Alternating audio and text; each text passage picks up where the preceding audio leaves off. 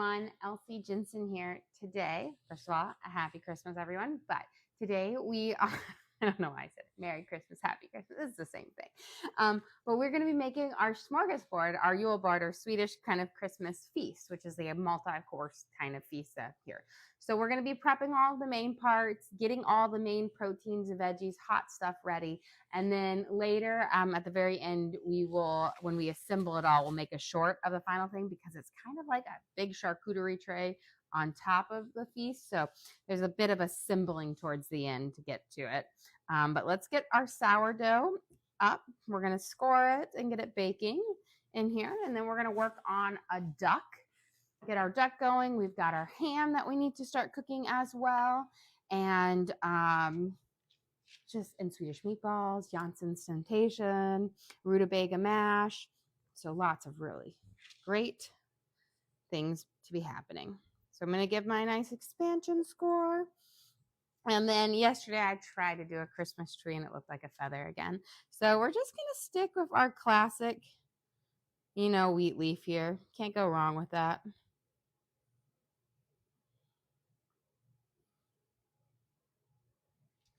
Okay. And we're going to put it in our Dutch oven that is nice and toasty hot. We're going to cook this off so then I can change my oven temperature down to a lower temperature for cooking. Slide this guy in here. Beautiful. And always like to try to get it to where it's not too crumpled into it. There we go. Okay, lids on. And let's go bake this for 20 minutes at 500. And then we'll bring the temperature down to 450. And we'll bake for 20 minutes at 450, which will be perfect because we will start our duck off in there at 450. And then we'll turn it down lower for finish it roasting. Oh, and then last night, let me set my timer here real quick. But last night we did our tomte cake where the kids decorated. They all smashed and destroyed theirs except Lena, who was the winner. She's very, very proud of hers, although it looks like somebody ate her snowman off of it. But she was the winner and she won the decorating contest. But hers also happens to have, through product of elimination, the metal tomte inside, but she did not want to destroy it. But we confirmed it by poking a skewer through it. But all the other ones, they completely destroyed theirs and ate it. They had so much fun decorating it. And let's see, we've got that in there. Let's get our eggs going for our deviled eggs that we will be having with our part of our smorgasbord, which isn't technically a traditional Swedish thing, but it is something that was always at our smorgasbord growing up. That was kind of an addition to it. So I'm going to poke my eggs and then we'll get them in the water. This will just allow them to be a little bit easier to peel later. You have a question. Have you posted all the houses yet? Not yet. I have to clip them out. I have pictures of all the houses. So I'll definitely put them all together and get them up there for everybody to see. Who had the second best one? Surprisingly, my husband had a really good one. He normally does not try, but this year, put a little too much water in here, but this year he tried and he actually did a really good job decorating, surprisingly. The funny thing is my oldest son, he's not the most artistic. And last year, we sent our pictures out to the whole family for them to vote on it. And they all voted him the winner because they actually thought it was my youngest son's. And so they were like, oh, we're going to vote on, because Jack was little at the time, was Teddy. So they were like, we'll vote on Teddy to win, And then when I announced who the winner was, they were like, oh, well, we all thought that was Teddy's. Because I had actually helped Teddy last year, which was some expert piping. I got a couple questions. What is that doing to the eggs? So it is poking a little hole into the eggshell. I don't know if you can see it. And what happens is, so there's a little petal thing. That allows the water to cook up and separate the membrane from the eggshell so that you, in theory, will have a nice clean peel. It works fairly good most of the time. Sometimes, I don't poke it all the way through, but I don't know. We always had one growing up. And so when I, got my own kitchen, I had one of these little egg poker things. I realize that it is something that most people have never heard of, but it does give you an easier way to peel your eggs. Okay, I've got those going. Let's get our duck here. We're going to get our flavors going for our duck. So this is about a 5-pound duck that we're going to roast up. I always find that duck can't really be your main protein, especially because they're really small, but they are very, very fatty. And I find that they are a great side protein, but on their own, it's almost too rich for it. So we're going to have our duck. We have Swedish meatballs. We have Christmas ham. We'll have a salmon fillet for our whole little smorgasbord, which is about having smaller portions, but lots of tasting portions. So you get a little bit of everything, almost like a buffet. So we're going to make our marinade that we're going to season up our duck with, which I'm going to mince up some garlic, and then I have some rosemary and thyme. We're going to use some juice and zest from an orange, as well as some lingonberries, which gives a nice little sweetness to it. That kind of pairs really well with the duck. So let's get these guys going. So we'll get all, and I like not an overly sweet, but nice sweet and savory. I feel like duck a lot of times is done like the orange duck, and I just find that's really, really sweet, like the orange marmalade, where you put the jelly on it. But I like to use a little bit of orange juice with a little bit of lingonberry, which is a tartar. It's not as sweet as like an orange jelly, so you got that sweetness to kind of cut through the really richness of it.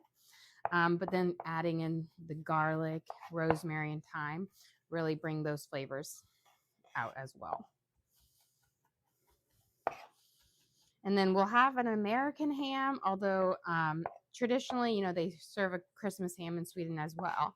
But the Swedish ham is not like an American ham. It tastes more like a pork tenderloin, I should say. Question, how was the prime rib, and is there a video of you cutting into it? Yes, there's a video of me cutting into it, so we'll have it. It was excellent and delicious. My husband has crowned it as the best dinner of the year so far, so pretty good. It's beat out, 360 some days, but it was last night it was just wonderful. I think I cooked it expertly this year. It really did really well.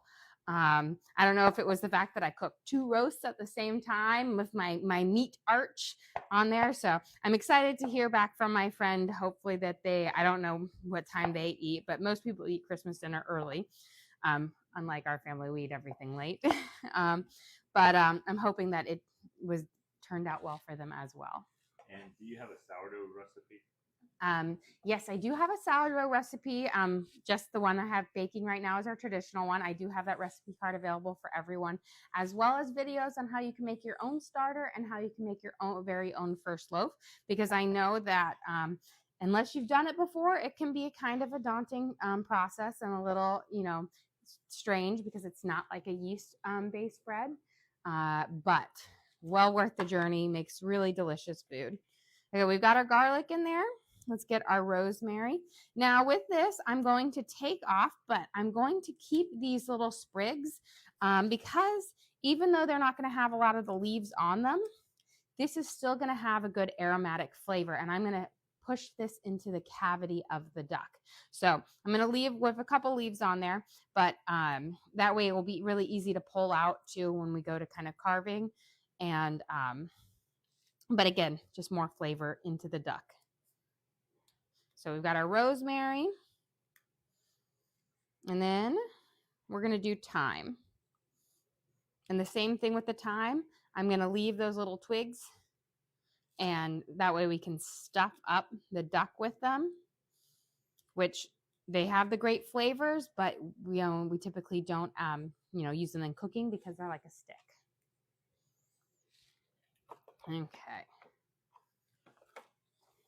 So let's get this, set that to the side. We're going to give a good kind of a mince up.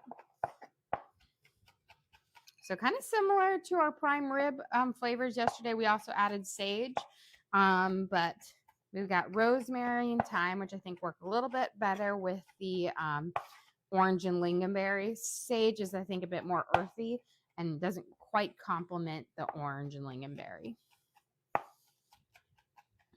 So mince this up nice. There we go.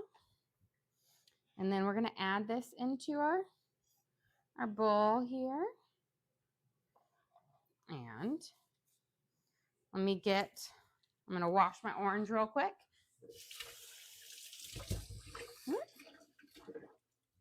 And then we're going to zest it and squeeze some juice in here. But that zesting is going to give us a lot more orange flavor than just the juice.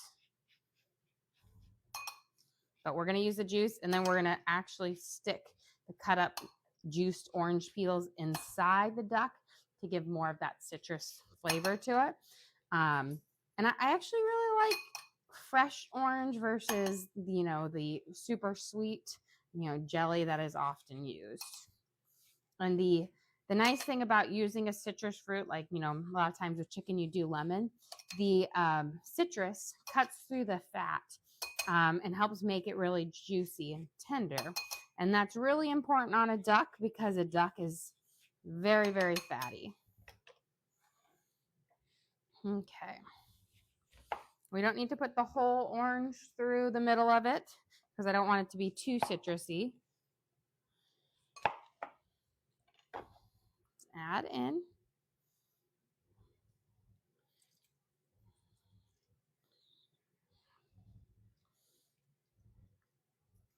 I'm just squeezing it. And then we'll keep these peels because that orange peel will give it a very aromatic orange flavor to it, but without all of the added sweetness. Okay.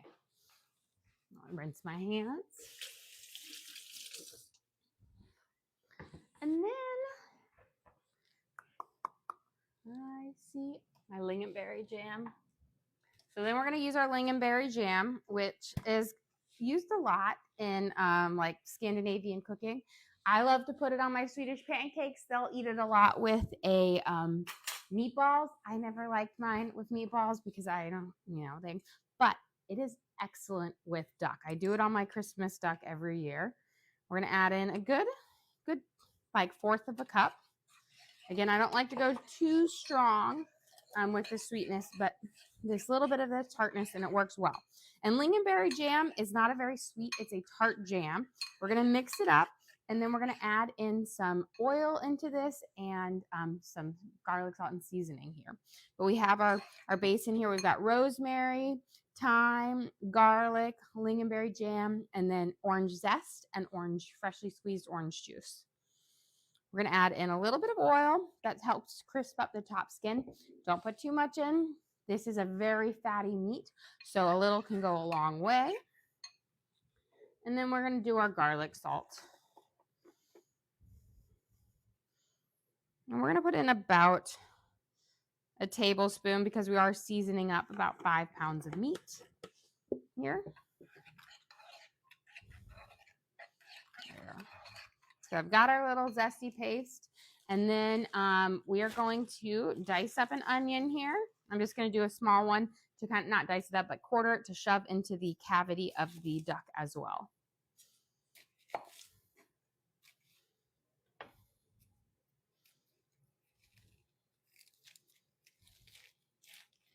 Yeah.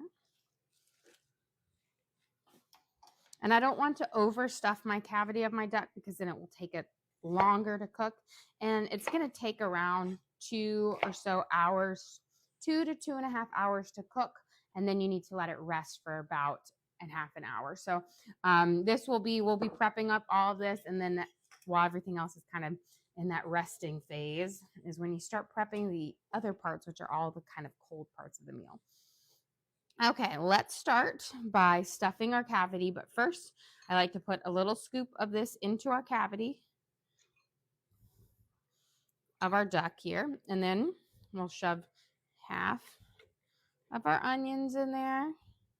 We've got our orange peels, our little twigs of herbs, and then the rest in here. There we go. And now we're going to take our base here. We're going to kind of rub it all over. I'll just put that in there. I'm going to get a little bit on the bottom, season this flavor up. We don't need this spoon right now. And then rub it all the way around and kind of coat it. It's going to be delicious.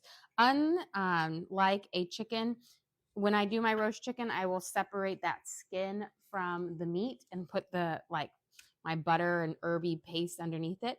But ducks are very fatty, so you don't need to do that. Just about flavoring up and seasoning this kind of top. And there we go.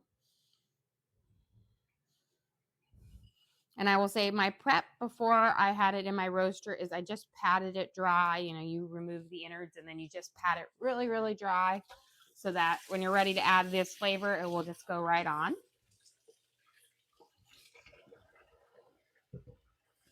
Okay, I'm gonna wash my hands.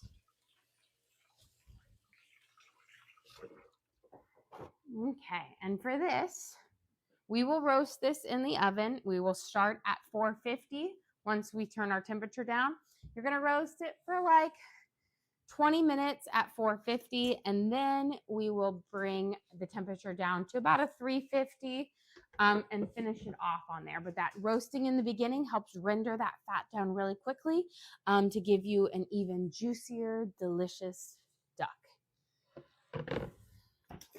Okay.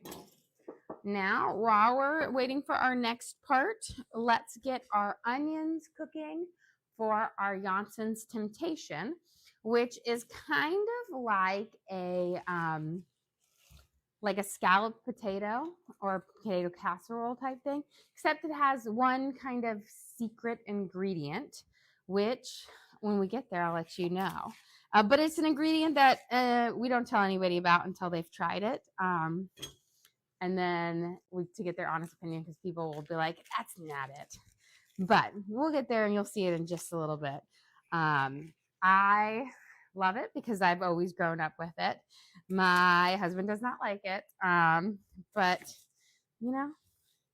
my kids will all eat it. They have it, It looks like they got the good palate from me.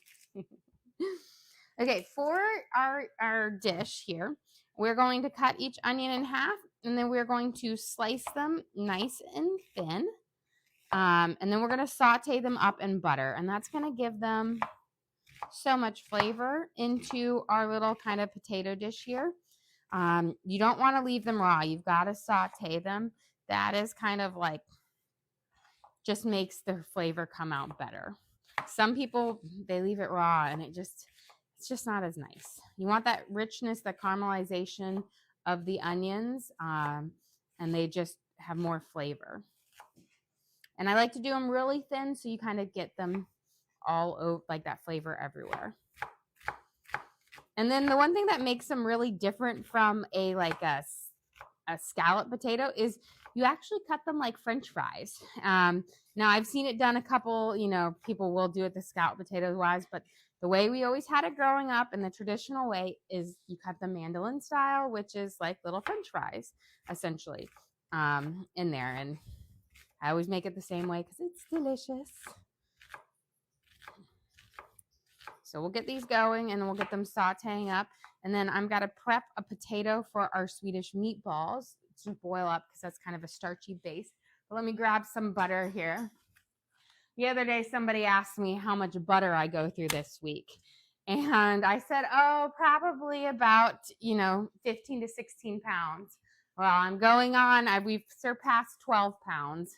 I think we're at like 13 or 14. So adding some more into that. But it is the Christmas feast. It's about decadence,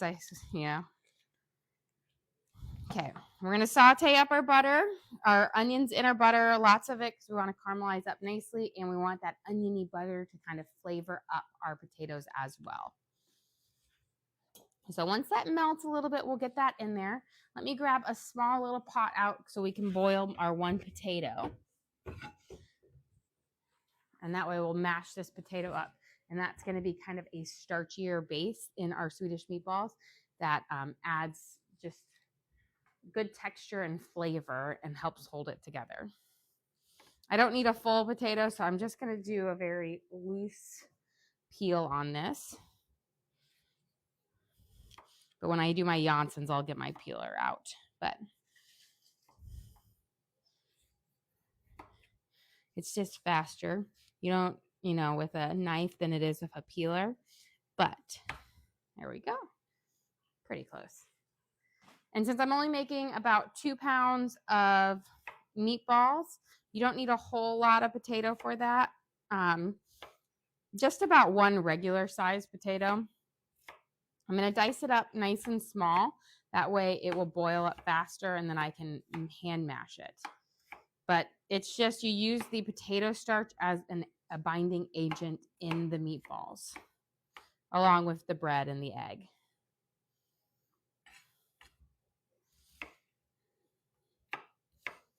So we'll get these going. And if you have leftover mashed potatoes, you can always use that in your meatballs as well. Here we go. So pop this in here and we'll get the water going. And I will say this, having little pans like this are perfect for any of those times you need to do a small amount of something, like butter or a glaze.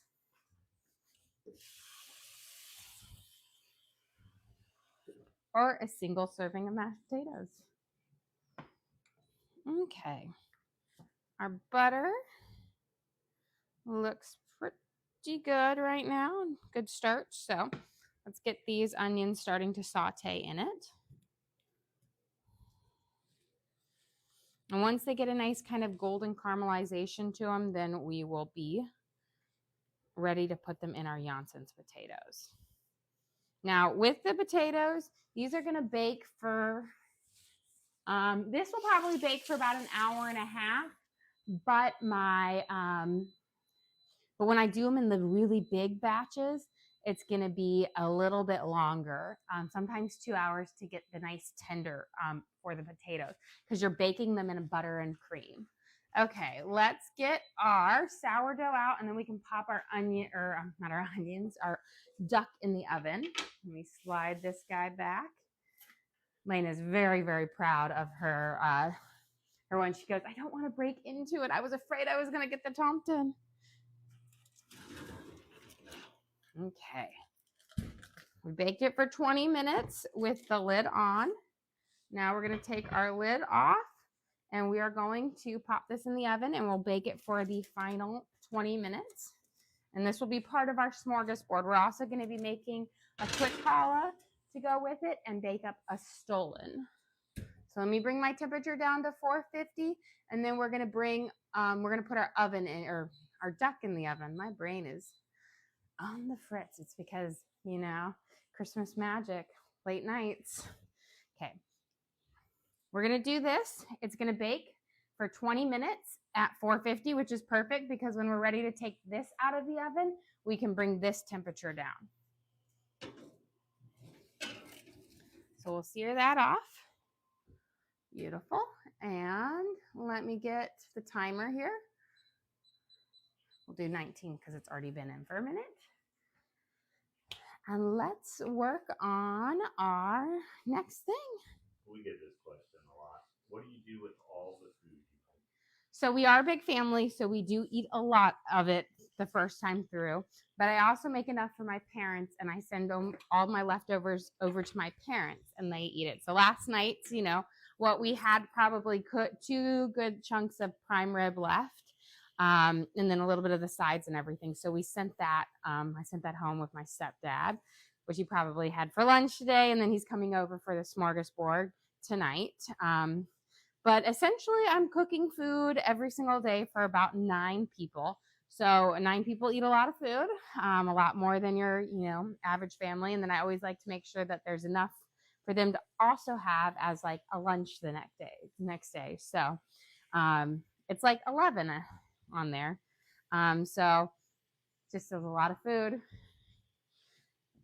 And I will say when my husband and I first met and were dating, I would like cook them nice dinners.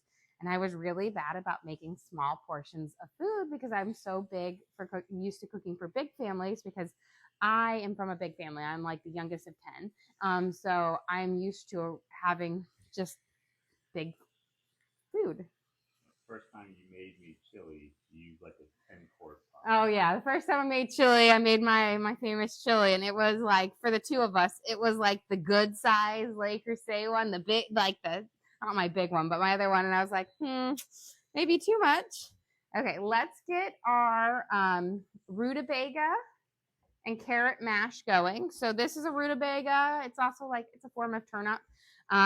This is something we have in our smorgasbord every year because in Sweden and Scandinavia it's pretty cold there a lot. Not a lot of sun, so they have a lot of root vegetables. It has a very unique flavor. I absolutely love it. And you boil it with carrots till it's nice and soft, and then you just whip it up with butter and cream and salt to make like almost like a mashed potato. So a rutabaga and carrot mash. But it is a staple on the smorgasbord in our house. It's like one of the few times a year I use a rutabaga. But you have to peel off the outside skin. A lot of times they wax it to keep it fresh, so it doesn't, go bad. So it needs to be peeled. And then it is kind of tricky to slice up. It is a firmer vegetable, meaning it will take a long time to cook. So we're going to get it going on here. I like to cube it up smaller because it is it's a little bit more stringy of the root vegetables than say a potato or sweet potato on there, but not as stringy as like a spaghetti squash, but it has a little bit more, it's more fibrous. This is it is such a unique flavor, but it is one of my favorites. And get that here. I'm going to turn this back burner down. My potatoes are going nicely.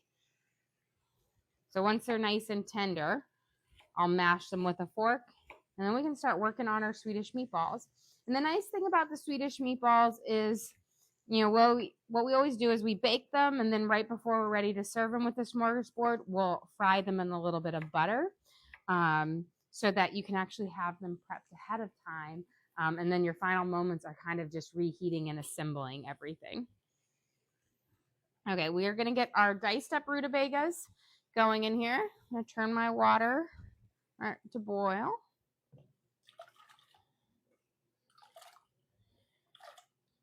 We'll get this going. Before I do my carrots, I'm going to give my eggs a little stir here.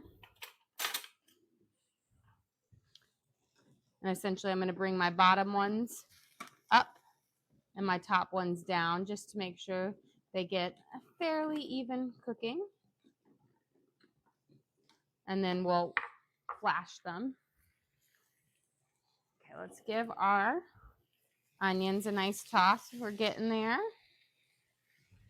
Once we're all got this nice brown color to it, that is when we're going to be ready. Though we can turn the heat off and get them in our Janssens to start cooking up. Okay. And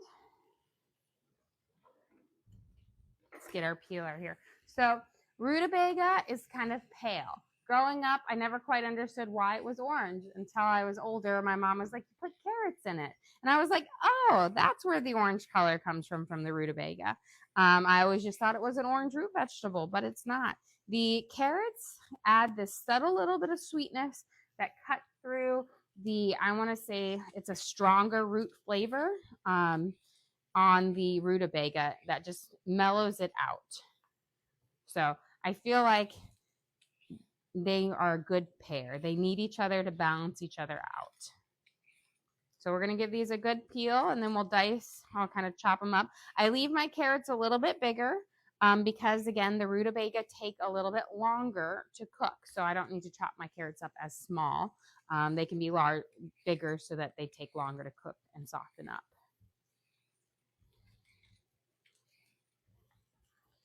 There we go. And you can always just use baby carrots and just put baby carrots in. That's kind of a faster way of getting it done. Okay, we'll take off the bottoms. And then let me give my onions a quick stir here. We are just about there. Okay, I'm going to turn off my pan with my onions. That way they'll cool down so they won't be so hot when I go to layer them into our Janssens.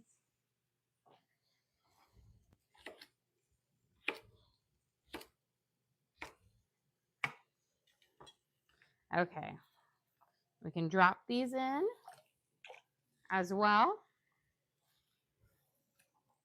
And with this smorgasbord, even though we are going to be having a lot of people, you know, we'll have our 8. I do smaller portions of the thing so that when you take it, you take a small portion because there's like 30 different things in this and you eat them at different courses. So it's more like you're having a bunch of hors d'oeuvres or something like that. There's just so many small little layers to it. Let's get our potatoes sliced and cut for our Janssens. So I don't know if I'll use all 3 or 4 of these, but I will get them going. We're going to actually use our peeler. Oh, this is like the 3rd one that I've had. Let's see if, yep, this is just a bad potato. Okay. I wonder if it got frozen partially when we had cold days. And when potatoes get frozen, they turn purple and black on the inside. Okay. Let's get these peeled up. And then we'll cut them into French fries, essentially shaped. And this one is another one. Look at that. Might have to go grab another potato. Luckily, I think I have one in my fridge in here that we can grab.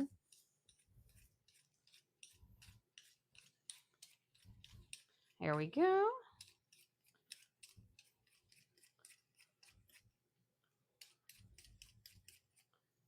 And got those. Okay. Let's get these over. I once one year I left my potatoes just in the garage, and I didn't realize it was going to get so cold, and the whole bag froze, and they were all ruined because when they get frozen, they get ruined. But when in doubt, always have potato inside. Okay, let's get this one. There we go. We'll get this one peeled. We'll slice these up, and then we're going to build our Janssens with our secret ingredient. There we go. And then I think our eggs are ready to be flashed here. So I'm going to get them. You don't want to overcook your eggs too long, or you'll end up splitting them, like they'll crack open on the shell, which will give you a less pretty whole egg.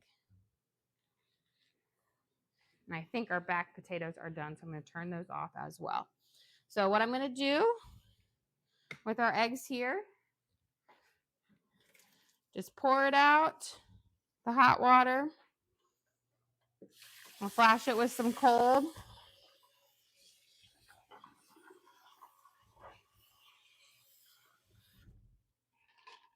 And then I'm going to grab a handful of ice to just put on there. That ice will help that skin separate a little bit faster on there. Yeah, question. You found the Thompson last night? So it was Lena. It was in her. She won both the decorating and the tomte one in there. So she had it. She didn't want to tear it apart, but after the other ones broke theirs apart and they didn't have it, process of elimination, she had it in there. But the kids, the younger ones, are like, "Are you sure it's in there? Are you sure you didn't just like?" One of them like, "It didn't melt away," and I'm like, "I didn't know I had a forge and was melting metal in my oven." But we poked it with a skewer so that they could touch it. She's like, "Maybe in a couple days I'll be willing to break it apart," but she's very proud of her decorating on there. And so we're going to kind of cut these up into like little French fry pieces. And so that's just like one of the main difference between like a scallop potato and Janssen's Temptation is you have them in the little French fry base things. And this is a dish that you can sort of make ahead. You want to do a pre-bake on it for a little bit and then freeze it down and then or put it in the fridge and finish baking up the next day. But most of the time, we always just make it fresh. So we're going to go through, get ours. Try to make sure your potatoes, again, are cut as close in size as possible so that they just kind of cook up at around the same time. But this is one that you're going to be baking these for about 2 hours in the oven. So it does take a good amount of time to get to that nice tender in there. And there's a lot of cream and butter. That's why they're called Janssen's Temptation. But they're really just kind of served in the things. And when we go and we're going to build these up, we'll add in our secret ingredient in there. I don't like to tell people about it until they have eaten it. And then they can make a fair decision on it because I think people they won't try it or give it a fair judgment. I always say that with my husband because if he knows something's in it, and my oldest son too, if they know something's different, they instantly won't. They instantly like reject it. And so I'm always like, no, I made it the same. I made it the exact same. Or, oh, no, you've had this before. And then they're like, I knew something was different. Okay, we're just about there. Okay, perfect. 3 giant russets were perfect. So I had to go through a couple to get to it, but I got there. Okay, let me wash my hands, and we're going to get ready to assemble. Get my Dutch oven here. So what you're going to do is you're going to do your base layer. You're going to put your potatoes down here, kind of form a layer. And then you're going to put some of your onions on. Spread them around, your nice kind of caramelized onions. And then for our secret ingredient, anchovies. Don't knock it until you try it. They are delicious in this deal. I agree. I don't really like anchovies outside of this, but in this meal, they are delicious. And you layer them with the onions and the potatoes and butter and cream, and they give a unique flavor to the dish. It's not as fishy as you think, and I think that's because they're masked in a lot of cream and butter, but it is delicious. So you take your anchovies, and you want to get the ones packed in oil, and you're just going to spread them around on your base layer here. Has that anchovy smell. Now, I will say I don't go as crazy as my mom did. Hers were a little overboard with the anchovies. There would be like every bite was an anchovy. I like a little bit more moderate on the anchovy level. I want everybody to enjoy them. So we've got our anchovies here. We're going to sprinkle with a little bit of garlic salt, and then I got to go grab my pepper, but we'll do a little bit of pepper. So garlic salt. And we do this kind of in each layer. Let me grab my pepper. And there it is, right in front of my eyes. Sprinkle this over. Then we're going to do our next layer of potatoes, onions, and anchovies. Then we'll do our pepper, garlic, salt. Then our last layer. And then we're going to pour cream and butter over the top of this. And the more the cream, the more the better. You lost a lot of people with the anchovies. That's why you don't tell them. You make sure they don't have an allergy, but you don't tell them. And they all are like, these are delicious. All I know is I cook this up, and I kind of took over it because my mom used to always take it. And they always be like, gosh, yours is the best temptation ever. And I'm like, well, half the anchovies that mom put in there and more butter and cream to mask it. It is wonderful and delicious, and it's tradition. If I was making this throughout the year, would I put the anchovies in? No, but for tradition. Do the anchovies melt away? They do not melt away. So you can actually avoid them by just eating the potatoes, but you get this really kind of a mild, savory fish flavor with it, but it's not overpowering. It's one of those things you really just have to try it. You know, there's a lot of crazy things that are on this smorgasbord that we do for tradition. Like, do I like pickled herring 3 ways? No, but we are going to eat pickled herring 3 ways tonight on the smorgasbord, and everybody's going to try one piece of each one, and they're going to enjoy it as they eat it, as I was told growing up. Okay, we've got our anchovies going in. I don't even use like a full pack. My mom she was like 2 packs in, or the little cans, she would use 4 of the little cans. Like a little layer. And then garlic salt. And I like to do the garlic, salt, and pepper in between layers, not just on the top. It allows that to season all the way through because potatoes are like sponges.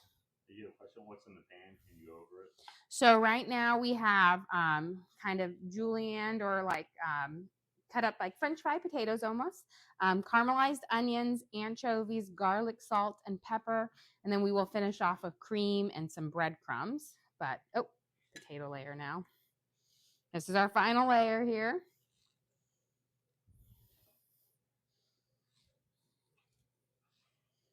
And I always like to bake it where I have a good amount of room because that cream will bubble up.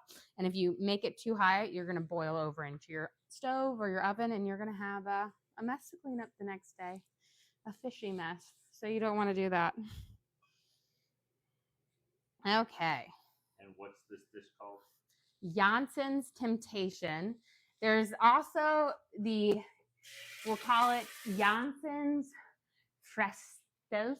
I can't quite say the second word on it, but they serve it on their smorgasbord or their Yule board. You have a question? Will Evie try everything? Evie will put everything on her plate, and she will claim that she has tried everything. Whether it actually makes it into her mouth is one thing, but I make everyone take a little piece of everything and have it on their plate. They don't have to eat it all, but I hope for them to try it. Let's go grab our sourdough out of the oven. We'll turn it down to about 350 for our duck to finish cooking at. Okay.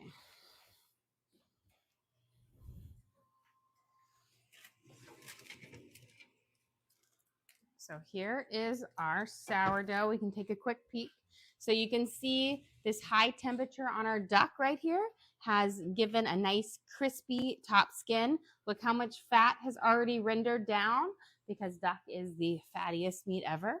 That's so delicious. We're going to bring this down to 350 degrees for the final 2 hours of roasting. It's a small little bird, but it sure does take a long time. Let's get our sourdough over here. On here, we're going to pop it off on our board. This will be part of our Yule board We're going to make a quick challah here in a little bit. Slide this over here.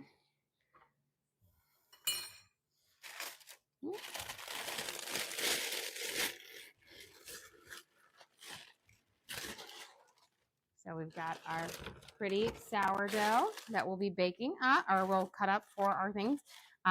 The one thing that's always kind of crazy with your timing on here is since your sourdough has to cook at such a high temperature, you got to find a way to cook it while you're doing everything else. So it's kind of perfect to do right now. And you know what? While we have the duck in the oven, let's actually go put our stollen in the oven that we're going to have. That way it can cook, because it's one of those things that actually tastes better once you bring it down to room temperature. But here is our stollen. Now we're going to bake it up for about 45 minutes. It's a sourdough stollen with our fruits and just fruits. We have raisins, craisins, apricots, and cherries in here. And we're going to slide this in right next to this guy. I'll set my timer for 45 minutes. But you bake it and then you brush it with butter, let it sit, you brush it with butter again, and then you coat it with a lot of powdered sugar. You have a question? Any nuts in that? There are no nuts in it. Oh, yes, never mind. There is nuts in it. No full nuts. There is marzipan in it, or almond paste. Let me set my timer there because I did 4 minutes and 5 seconds. There we go.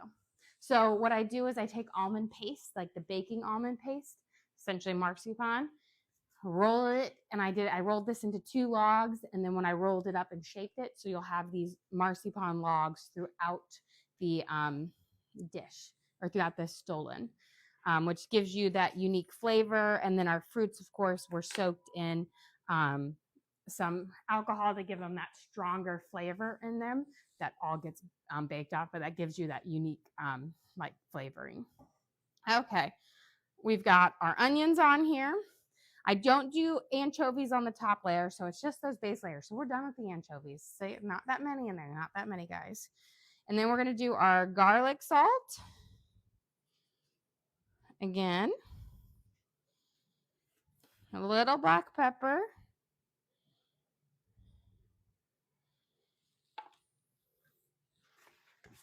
Whole stick of butter, because you've got to really bake up that anchovies in there. We're going to cut this up. Let me get a knife. And then we're going to cover it with some cream.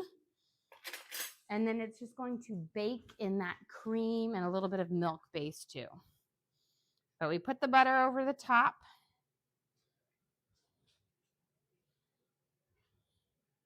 And just put lots of thin pats because it will melt down into the potatoes. And that's why you kind of want it everywhere. And this is why, again, this is a very rich and delicious potato dish that, I mean, it's about as healthy as mashed potatoes.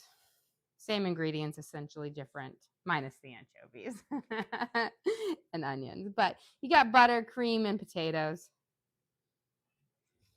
Okay. And then we will start sauteing up our onions for our Swedish meatballs. And we're going to we'll work on our quick challah to get going there. We can get our ham prepping up. The nice thing about a Christmas ham is there's really no prep in that. That's something that's quite easy to do. Okay. We'll use the rest of this. So we're going to pour it around. I essentially pour it until I can see the cream on the base here. And we'll use a bit of cream, and then we'll use a little bit of whole milk as well. But we're going to kind of cover it until I can start to see a little bit coming through the bottom there. Let's get a little bit of milk out.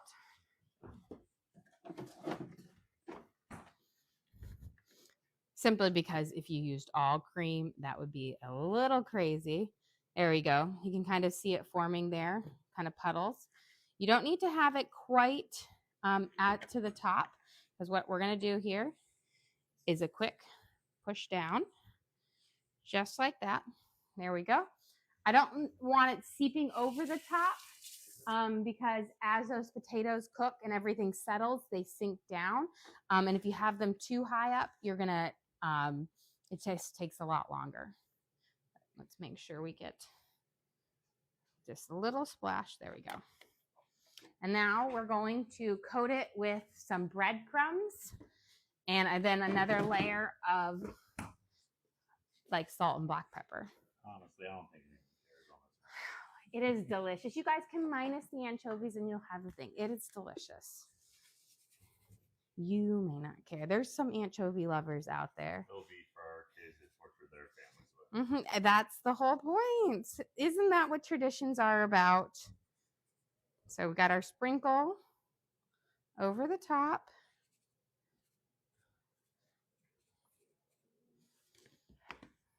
And then just another light sprinkle. And then a light black pepper. And we can pop this in the oven as well. And what is this dish called again? Janssen's Temptation, or it's also called Janssen's Frestelsa or something like that. We always called it Janssen's potatoes, but it's technically Janssen's Temptation. And it's delicious. Am I going to be able to fit this in here? No. No, too much. I know what we're going to do. Because my stollen can fit.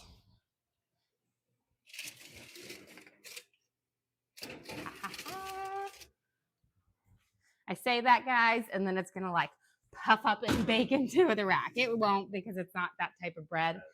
You have a question? How was Jack's Christmas and what time did you wake everyone up? You know what? Jack actually wasn't our first one up.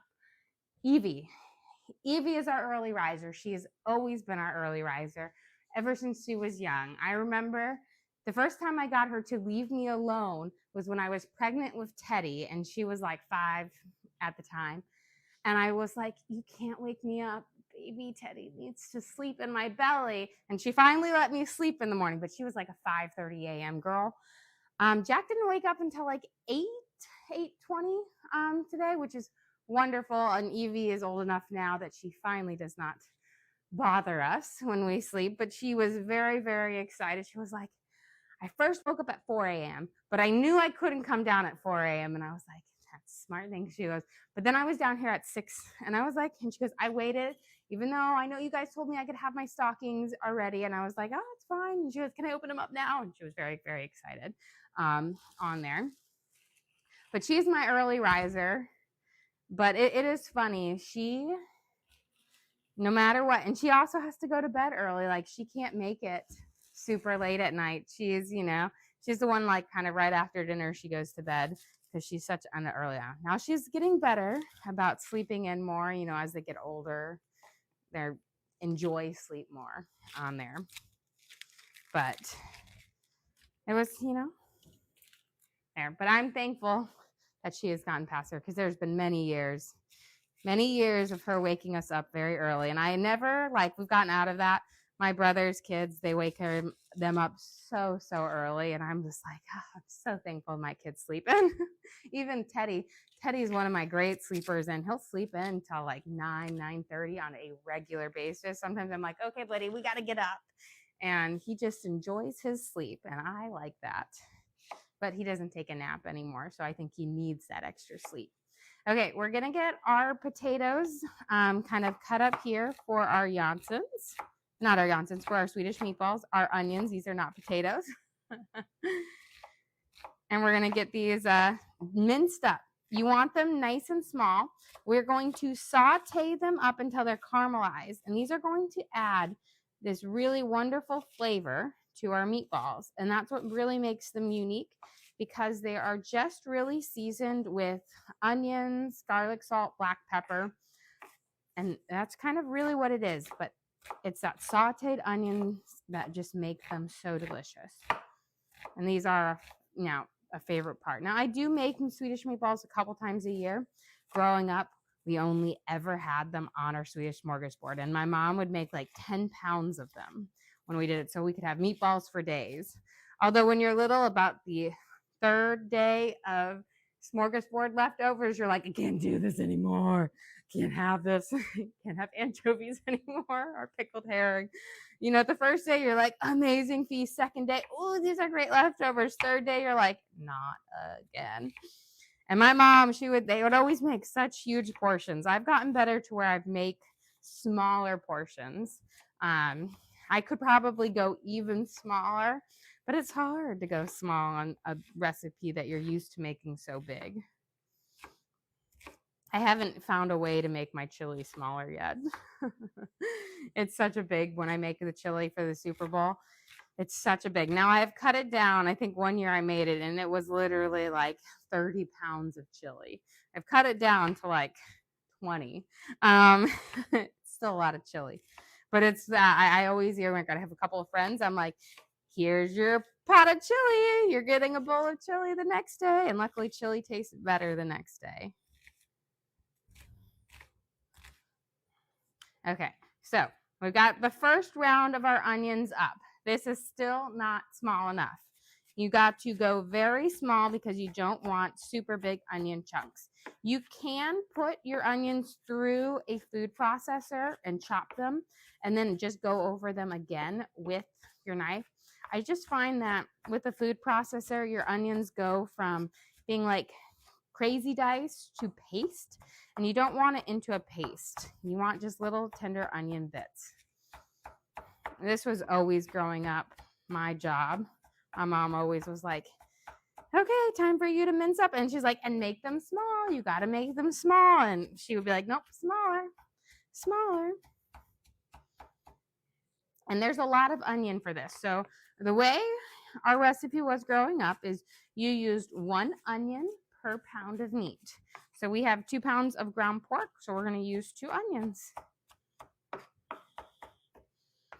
Whew. These are starting to get a little bit of a sting in my eyes. I try to keep my onions cold so that they don't sting as much, but when you're chopping this many onions, it's kind of hard to avoid. Okay.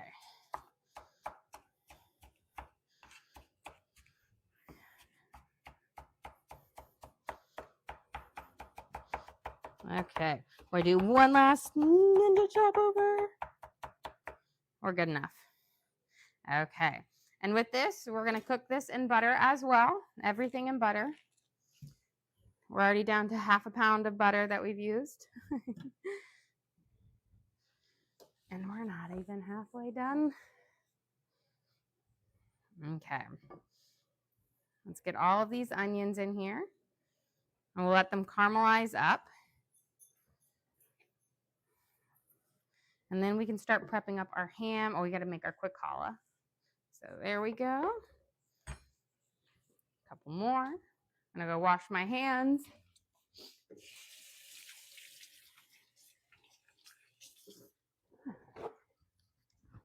Whew. Little dab, dab, dab. That onion's going to make me cry. Okay, let's get those cooking up right here. And while we're waiting for that, let's work on our quick challah so that we can start shaping that up and doing our rising process for this. So it's a very, very simple recipe. We're going to start with warm water. So I'm going to let that warm up. I'm going to grab my yeast out of the fridge. The reason this is called quick challah. There's my daughter's cherries. Is because you use more yeast so that it has a faster rise on there. And it doesn't impact the flavor too much.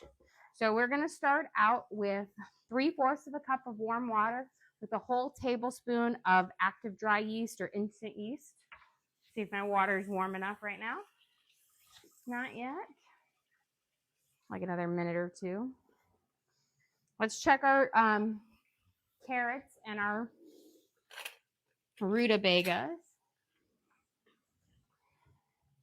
I still think they need a while. Yep, still pretty firm. I told you these things take forever. There we go. So you want warm water. This is to help the yeast bloom. We'll add a little bit of sugar and honey to help that process. You do not want super hot water or you will kill your yeast, which means it won't rise. So warm water to help the blooming process. And the reason you do the blooming process, because if you don't see it foam, then your yeast is dead and you need new yeast. So don't continue on to that next step of the process. So 1 whole tablespoon. Sprinkle this around on the top. I always try to make a nice even layer. And I'm going to put this guy back in the fridge.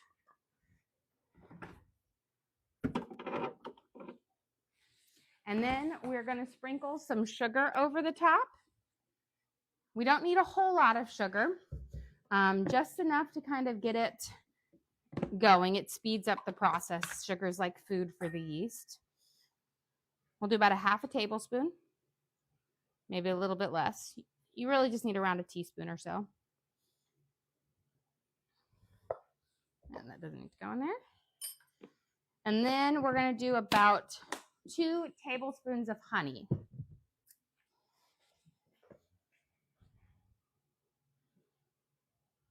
So 1. How many are you cooking for tonight? So we're cooking for our 8 tonight on there, and then enough for leftovers for my stepdad as well on there. But this is one of those meals that you're always going to have a lot of leftovers because you can't cut a component out, but you can't really go smaller on it. Now, there's definitely things in here that you can reuse, like the ham. We'll have the ham cooking up here. Saving your ham, you can make like a ham and potato soup. You can make Denver omelets. So that's one of those pieces that are really great to reuse and refashion into new things. Okay, let's give this a quick stir.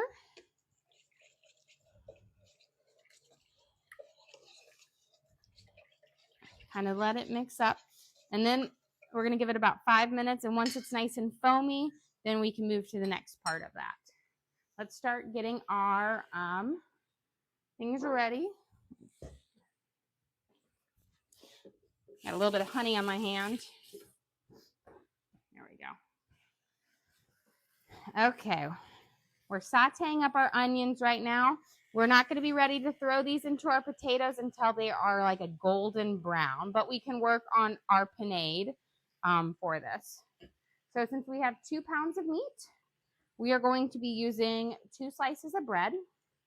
Now we're going to soak the 2 slices of bread in some cream, enough to make them soggy, but not dripping wet. You just want them to be able to turn into a thick paste. And if you have older bread, that's even better. It absorbs the milk a little bit better. And I make a panade instead of breadcrumbs because it gives you a tender, more delicious meatball. And it's just what my mom always did. Loki. Loki. Our dogs are alerting us to the neighborhood dogs right now. Very fierce. Okay. So we've got our egg or bread soaking in the milk.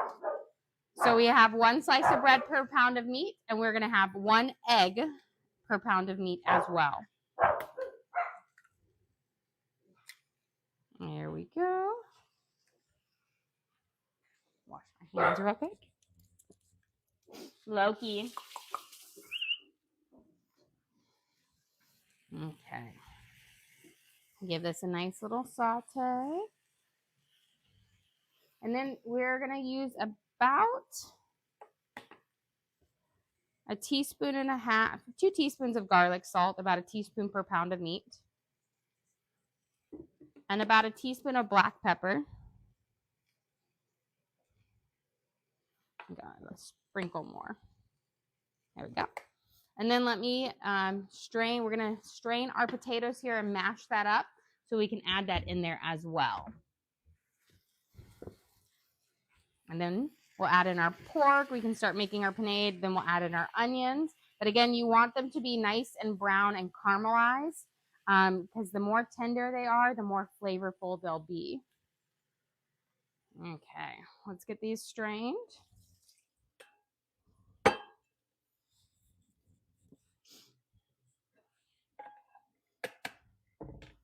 And a fork. So we're just going to mash them up. Again, if you have a good bit of mashed potatoes, you can just put in like a half a cup or so of mashed potatoes in here as well. So that works well too. Yeah. But this acts as like a binder in these meatballs, and it also kind of is a filler, gives you more meatball base. Okay. So we've got our potatoes in here. And before we get our onions in, we can start to kind of mix this together into our binder. You have a question? What's this called? This is our panade that we're going to be using for our Swedish meatballs on here. So this is the base. It's kind of the binder that holds it together. So a lot of meatballs, people will use like egg and breadcrumbs. Well, I use a mixture of bread, cream, and egg. And then for Swedish meatballs, we add in the potatoes. And it gives us I think, a more moist meatball, a more tender meatball, and then more just flavorful. The mashed potato part really adds a great texture and base to it, and it makes it just more, I want to say, savory and delicious. But here we've got this base part all pretty much mixed up. It's kind of a messy process, but just go through here until you've got it all mixed together. And then we can start adding in our ground pork. And you want ground pork, not pork sausage. Now, a lot of people, like if you get the Swedish meatballs from like IKEA or IKEA, those are going to be made with ground beef. We, growing up, always made ours with pork because pork is more similar to veal, which is traditionally what the Swedish meatballs were made of. And so we always made them with the pork because they taste delicious. Let me turn this down. I think we are, yep, perfect. We've got this final caramelization here. I'm going to turn them off, move them up here so they can cool down just a little bit before we start dumping them in here. But we'll get a little bit of this base mixed up. Okay, what I'm going to do is make a well. That way we can put the onions in and mix them in. They'll be, for some people, you might need to let them cool down a little bit before you mix them in. I should be pretty good. Everyone says my hands are like heat proof. So we've got our sauteed onions right here. I think we're done with this pan for now. And then you're just gonna go in, I've got that all turned off, put your meat around it and mix it into the potato or the whole meat base.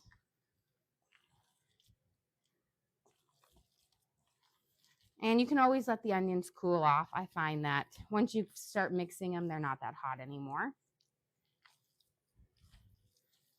Although I say that, and they would probably be still too hot for my husband.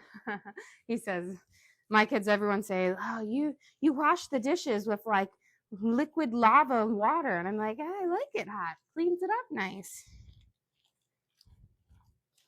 Okay. So just go through and give this a good squeeze. Perfect. And once you've got it all incorporated, we'll be ready to shape up our meatballs.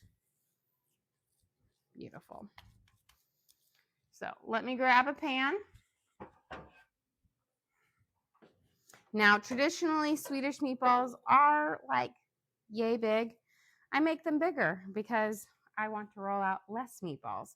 If you want a perfect cylindrical sphere of a meatball, just have a little bowl of oil next to you, of olive oil. Dip your fingers in that bowl every so often, and it allows your meatballs to stay nice and smooth, and more like thing. As you get rolling, your hands will have like a little bit stuck on it, and so you'll have less of a smooth meatball. But I always like to put all of my sautéed onions in there with that good amount of that butter, which allows the meatballs to kind of stay together nicely. Now I like to I bake my meatballs and then we saute them in a frying pan later, if you're not going to eat them right away, because it's just easier than trying to cook them in a pan. When you do meatballs in a pan, you're more likely to break them apart. So it's easier to bake off than fry to get that little extra flavor. So we'll get this going. Then we can work on peeling our eggs to make our deviled eggs. We've got our salmon to prep up. We got our ham. Looks like our yeast is foaming, so we can make that bread next to on there. Always so much stuff to do for this. And then the whole last part of the smorgasbord, which I think is designed because all this other stuff is kind of like you sit and you bake and you wait. But then the rest is like putting together a giant charcuterie. We'll have a shrimp tray. We'll have pickled herring 3 ways, smoked salmon, smoked trout, about 10 different cheeses, bread, crackers, pickled beets, pickled cabbage, little sausages, little smoked Polish sausage, and then you do the hot courses, which we're making right now. And then you have like the dessert course. So lots. Let's get this rolled up here. But 2 pounds of meatballs or 2 pounds of ground pork make a lot of meatballs. But these meatballs are so good, and they're way better than anything you can get at the store. And I think it's because it's my family's recipe. Did the kids enjoy decorating the Thompson cake? Oh, they loved it. It was actually so much fun. I don't know whether they enjoyed decorating it or eating the decorating candy and frosting. They really enjoyed that part. I think I have a video of all of a sudden just zoomed over on Evie, and she's eating the frosting out of the piping bag. But it was a good buttercream frosting. But yes, they had so much fun. I was actually surprised at how into it Teddy was, but he really, really enjoyed it. He was for a very Maximus things. He wanted to cover every frosting with a piece of candy. And then they had a lot of fun destroying them to see if they had the Thompson. I was hoping they could wait until the next day, but no, they wanted to destroy right away to find out who had the Thompson. And Lena's won the Thompson. She had the Thompson and she won the decorating. She did a really good job. She was very, very into it, making sure hers was like perfect. Okay, slide a couple more on these. Then I'll wash my hands and these will be ready to bake up. And again, the nice thing about this is you can bake these up and then right before serving, you just fry them up in a little bit of butter and they are perfect. We're going to steal a couple from my big fat ones to make one final one. Now, when they bake, they'll shrink in just a little bit.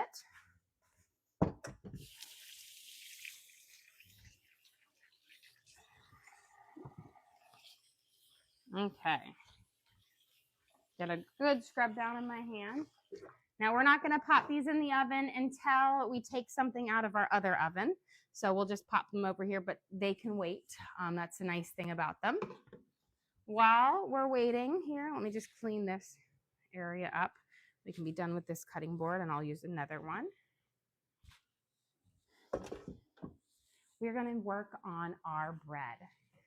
So here we know our yeast is nice and active. It's got a nice foam top on it. So that means we are good for making our bread. We are going to add in 1 egg.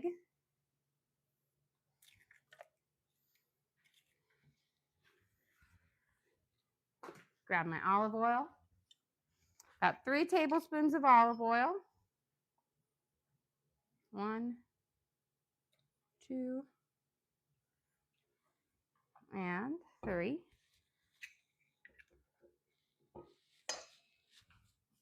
Let me get my little dough whisk over here. Or Danish whisk, as my husband likes to refer to it. We're going to whisk this up just a little bit. Again, we have 1/4 cup of honey, or 2 tablespoons of honey in here, and about a teaspoon of sugar with our tablespoon of yeast, 3/4 cup of warm water, our egg, and our olive oil. We're going to add in about a teaspoon or so of salt. And then our flour. And we're going to use about 2 3/4 cup of flour. So I do have this recipe card for my quick challah available for everybody. But I'm doing just a half batch of it. So it either makes a really huge challah or I can make 2 braids. Since we already have 1 bread, I'm making just a half batch of it. So 1, 2, and 3/4 cup of bread flour. You can also use all-purpose flour for it. What kind of salt are you using? That is just pink Himalayan salt. I get it in these big tubs from Costco, and then I just refill on there. It's a delicious salt. I really like the flavor of it. I know it's kind of weird because all salt kind of tastes like salt, but I actually feel like it has just a slightly nicer flavor. Okay, here we've got it to our loose shag. We're going to knead it, and then I'm going to put it in my oven right here that is on the bread proofing things, kind of proof for about 15-20 minutes. Then we will braid it, proof it again, and then it will be ready to bake. And this bakes up in like 15 minutes. So it's one of those things that bakes up really quickly. Let's get all of this together here. There we go. And now I'm going to flip it out on the counter to do my kneading on here. And this is going to be my quick challah.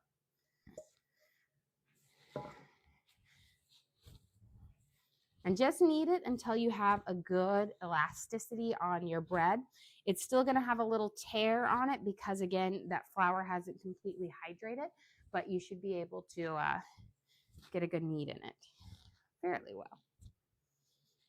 Okay, we'll do a couple of this. You don't need to knead it forever, but until you've got a nice kind of sticky tack to it.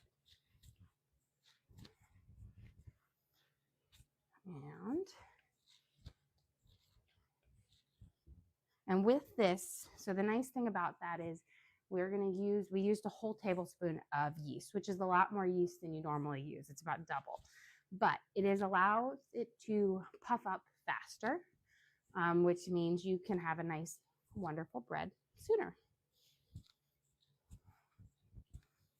Okay.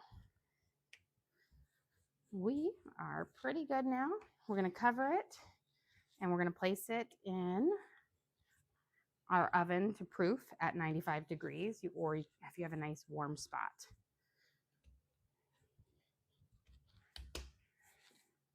Drizzle your bowl with just a smidge of oil. That way it doesn't catch on it when it's proofing.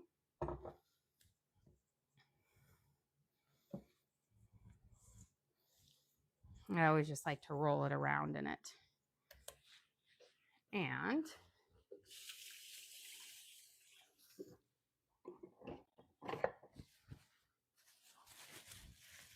we got our cover. And I'm going to place this in here to proof. Let's check on our rutabagas. See if they're nice and hot or nice and soft. Our carrots are good. Let's check those rutabagas. Ooh, just about. Pretty close. So we'll be ready to mash those up here in just a second. Let's get that out of the way. On here. And we've got about 12 minutes left on the stollen, which I think when we take some of that out, we might be at a good stopping point for a little while, but we can get the rest of our things prepped up for it. Your question, is this for lunch or dinner? This is for our Swedish Smorgasbord or Yule board, which is our kind of Christmas feast. So the way we do it is Christmas morning, I make cinnamon rolls and like bacon, eggs, and sausage, which we have a couple cinnamon rolls left in there. But then they just snack on their little candy and treats out of their stockings. And then the rest of the day, we like fast until the feast time, because this is a feast among feasts. It is quite the things. It's a multi-course feast on there that has lots of different Scandinavian, Swedish foods in there. So we have a duck roasting in the oven right now, Swedish meatballs, Christmas ham. We'll have salmon. We have deviled eggs, rutabaga mash. We have our Janssen's potatoes that are baking. We have this cheese and cold meats course, this cold fish course, and pickled herring in every way imaginable for our little dinner tonight. So it is a feast none the least. Okay, let's trim up. We always do a little bit of a salmon with our dinner tonight. I'm going to trim it on one edge here.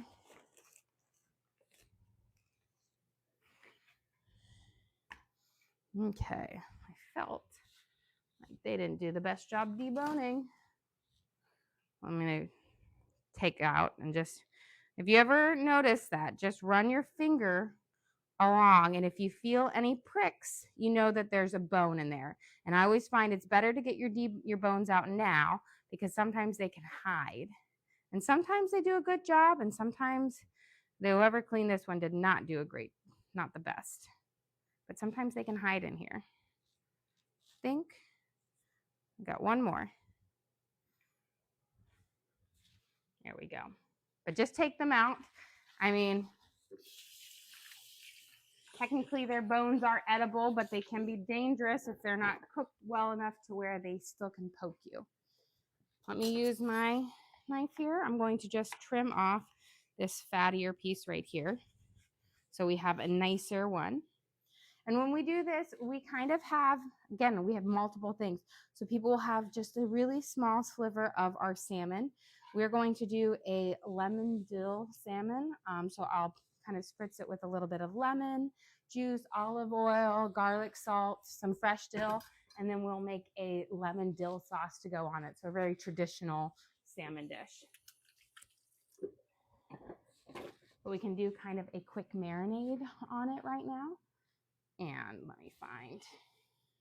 me get out a whole nother cutting board. People wonder why I have so many cutting boards, because a couple times a year when you do a feast, you need 1,000,001 cutting boards. So we've got our little things. This is something that I'm going to marinate now, but right before dinner, about 20 minutes before, we'll pop it in the oven and it will cook up. We'll broil it, so go pretty fast. The question, where can they find these recipes? So we will upload our live to the link on our page, so you can always watch to recreate our recipes at home. I try to go through every single step, every single ingredient, and the amount, so that you truly can replicate anything that I cook. Now, for some recipes, I do send out recipe cards to my members each month. We kind of send out a lot of like cookie recipe cards and whatnot for this month, since it's Christmas. But we also do like soups and other different things. But for this one, best way is just to kind of rewatch the video for it. Let's get this seasoned up. Where's my little bit of olive oil? Okay. We're going to squeeze a little bit of our lemon juice over. And I've got to pick off those seeds. There we go. 1 and 2. Wash my hands.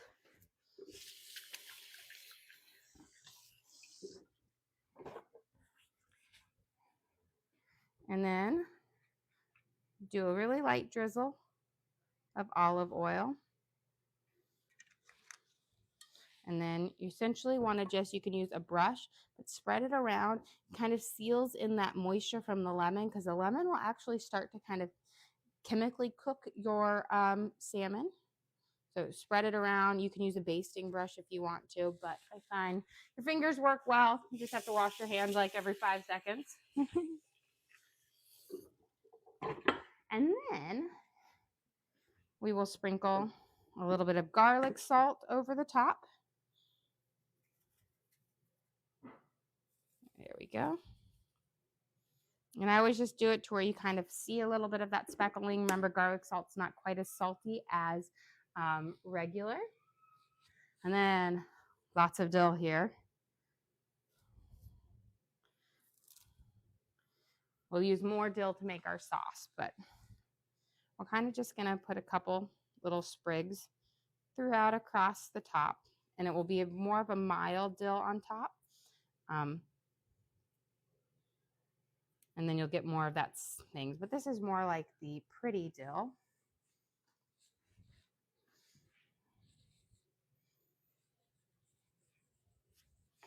And then some lemon slices as thin as you can slice them.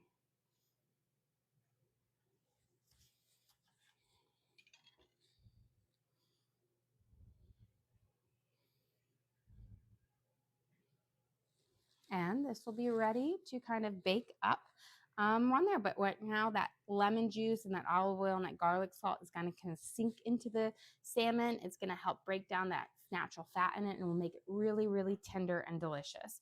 And then we'll cook it off. Let me slide it over here.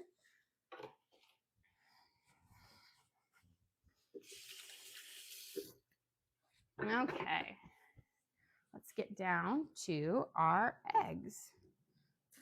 We should be able to crack and peel these right now so we can make our deviled eggs. And then these should be ready in just a second. Keep your water. I find it's easier to peel if you have a little bit of water to dip them into. Good question. Do you have 2 ovens? I do have 2 ovens. I have my one oven right here, which we're proofing our bread in. Then I'm going to use it to cook. And then I have my other oven over there for it. Let's dip and get these. This one is not wanting, there we go, to come off. Sometimes you get an egg that's pretty, and sometimes you get one like this. That's why I said the popping of it doesn't always work. We'll see. I'm hoping I'll have a little more luck out of it. Let me switch this to even colder water real quick.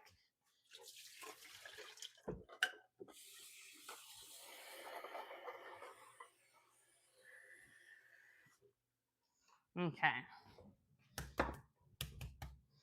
Now we'll have our deviled eggs as part of our cold course, which is a when you can have the cheese and the cold meats.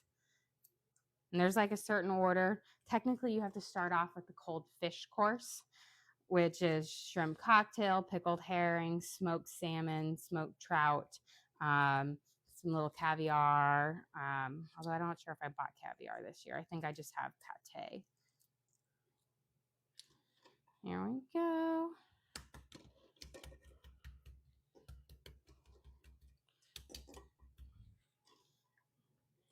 Let's see if we can get these. Now, luckily for us, you don't have to make as many. When growing up, we would make deviled eggs. We'd make about 48 deviled eggs. So you'd have just mountains of them. Once we get these kind of peeled off, we can make the base. Apparently, none of my eggs want to be helpers today.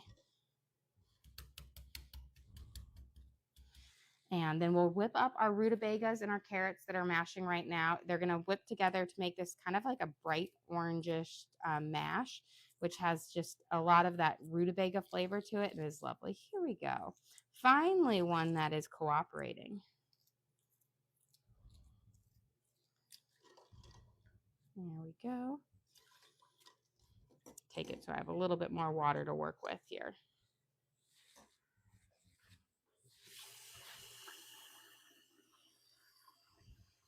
I find it's easier to peel them underwater than it is above water, or if you do it under the sink.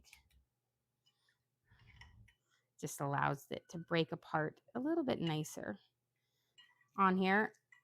But we might take a little break here and check on our rutabagas. I think they're ready to mash up because these are not my friend today.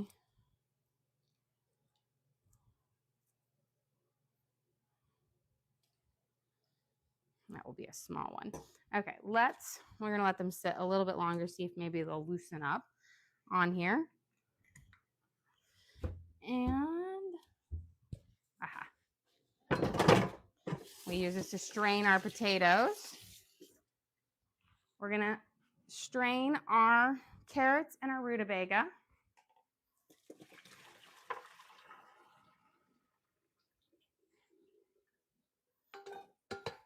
And this is just one of our vegetable side dishes. So we also had our Janssen's potatoes cooking in the oven, and our you'll have pickled beets and pickled cabbage. Those are two very big things on there. So let's add this. We're gonna add about half a stick of butter. We're gonna let that melt, and then we're gonna give it a little drizzle of cream. Once that's completely melted, then we are going to whip them up with a little bit of salt for our final. I'm gonna check real quick on our bread that's proofing. Okay, good, our dough. Once I see it kind of start to pop up, I know it's ready to start to do the braiding part, because you do like a quick rise for about 10-15 minutes, and then you do your second rise.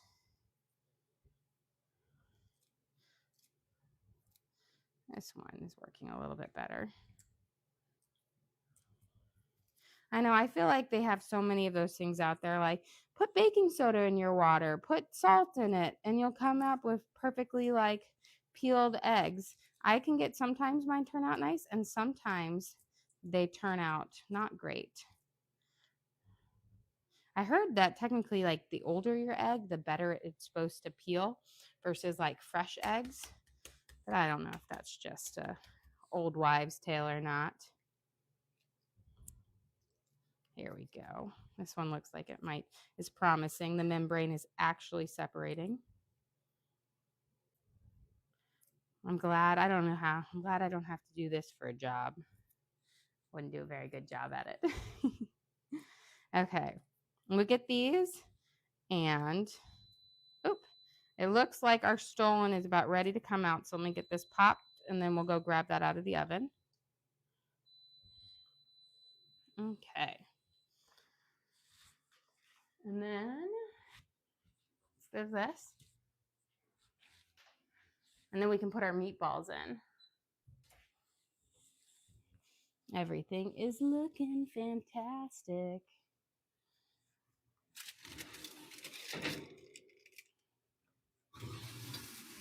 Beautiful. Our duck is looking great. So here is our stollen. It's got a nice kind of dark color to it. We cooked it up with, it has marzipan in it. You can see our raisins, cherries, and apricots coming out. Before we coat it up with our, I want to see if we're good. You know what? I think we might want it for a few more minutes. It looks a little, I want a middle part there. I'm going to put it up top. But I'm going to pop it back in there like 5 more minutes. And then you let it sit, and after about 5 minutes, you're going to coat it with some butter. I'm going to put it in the middle. Let me spread these apart. There we go. We'll do 5 more minutes. And that should be there.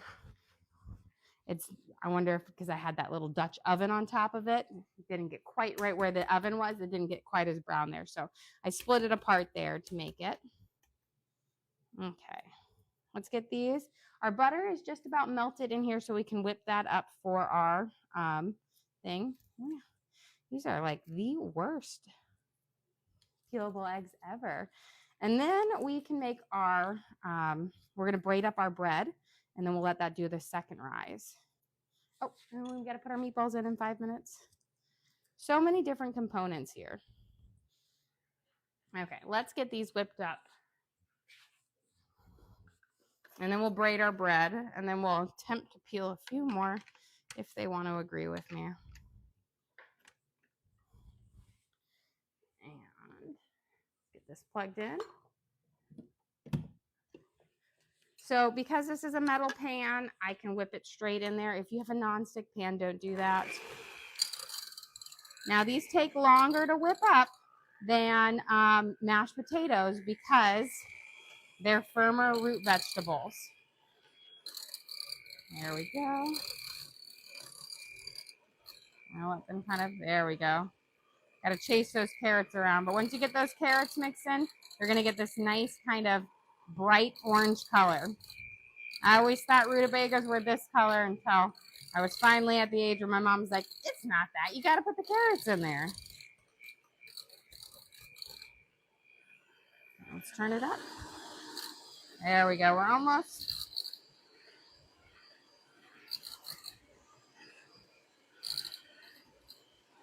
Beautiful. You see how it's whipping in nicely?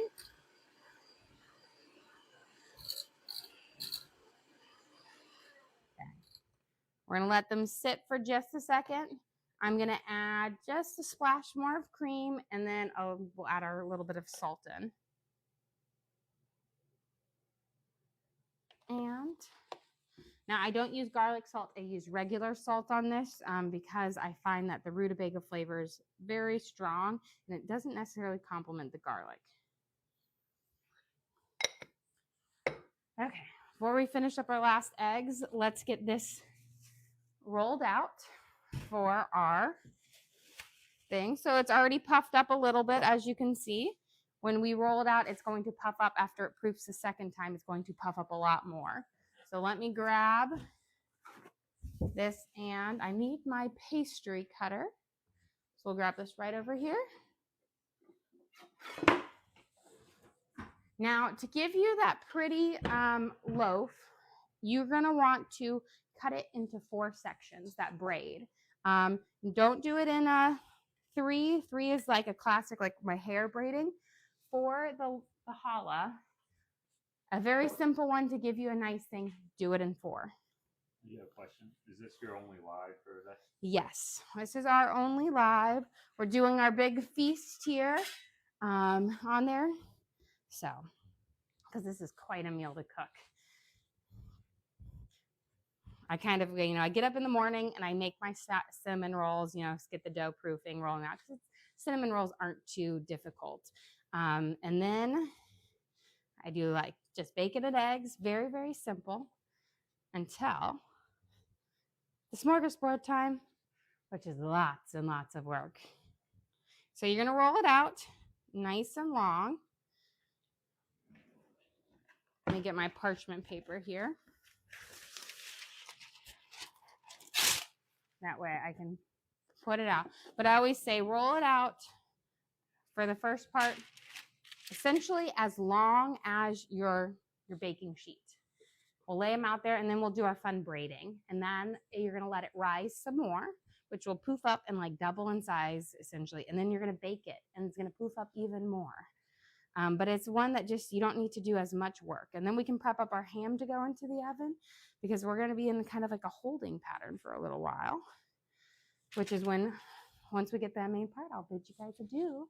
And then we'll make a short of all of it put together, the final process, because the last kind of 20 minutes, 30 minutes of work is essentially assembling a giant charcuterie tray with meats and cheeses and pickled herring, 3 ways.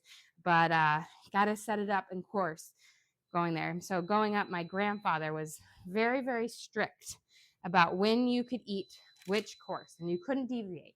Now, once you've had a course, you're allowed to go back and take another course, but you're not, or like another second of that course. So like if you're on the second course, when you go to it, you can take stuff from the first course, but you can't jump ahead. And if you break the rules, might not be invited back for the next feast. Okay. We've got ours here. And now we're going to essentially kind of pinch it together, and then we're going to grab our stollen out of the oven on there. That's why we can get it kind of braided up. Now, I always fix my braid at the end on both ends, but I find that it is really difficult to try to do it in the beginning perfectly. And so I just refix those at the end.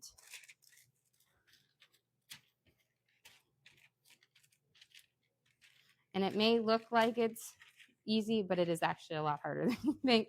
It took me years to perfect this. And then you see here, I'm just going to go through, braid it up, and then you kind of tuck it in, stretch it out, and then we're going to let it proof.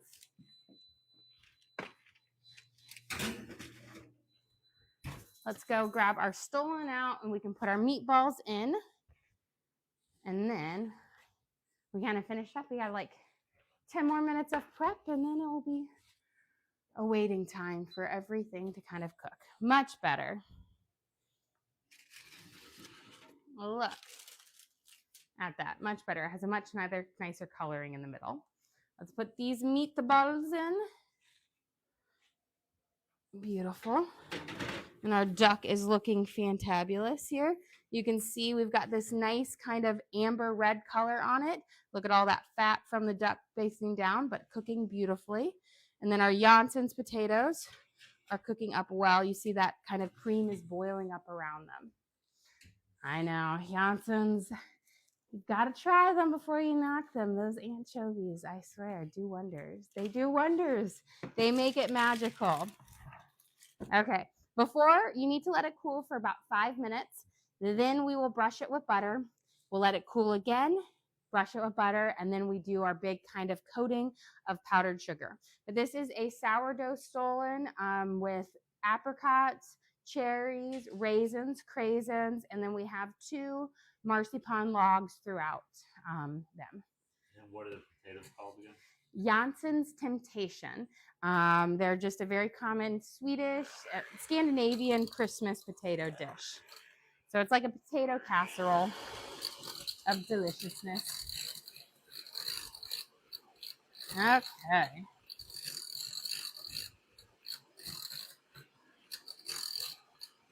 Beautiful.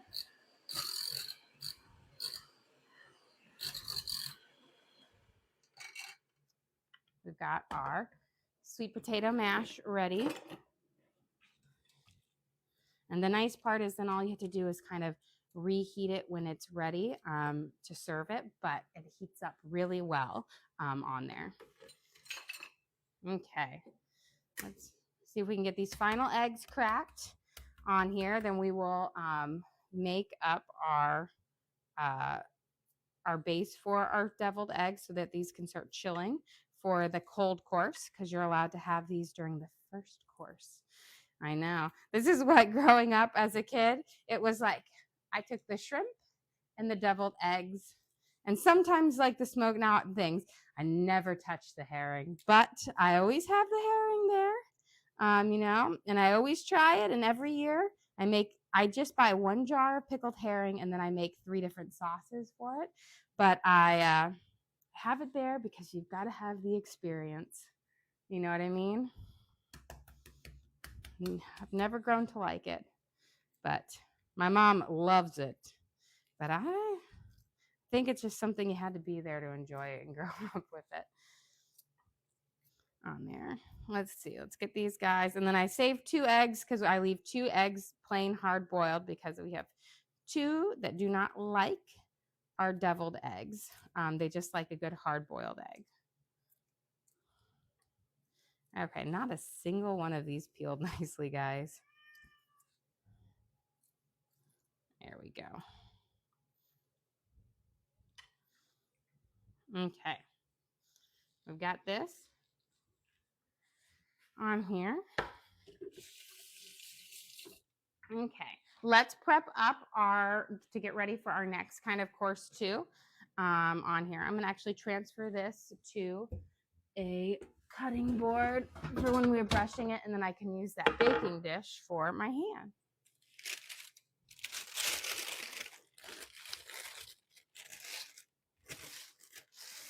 Beautiful.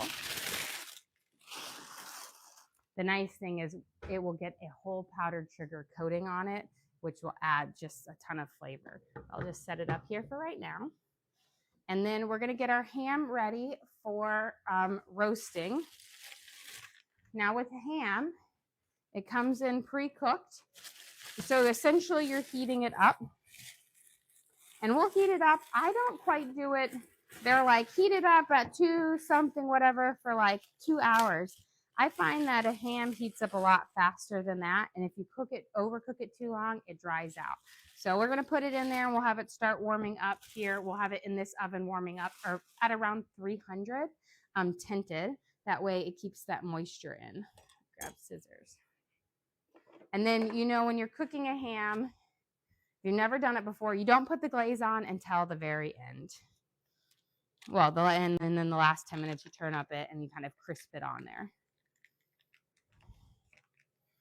But let's get this guy. So ham, again, is pre-cooked. Now, the difference between the American ham and a Swedish ham, which I actually prefer the American ham more, is the Swedish ham tastes more like a pork chop or a pork tenderloin. It's not as salty and as the American ham. Get a little paper towel.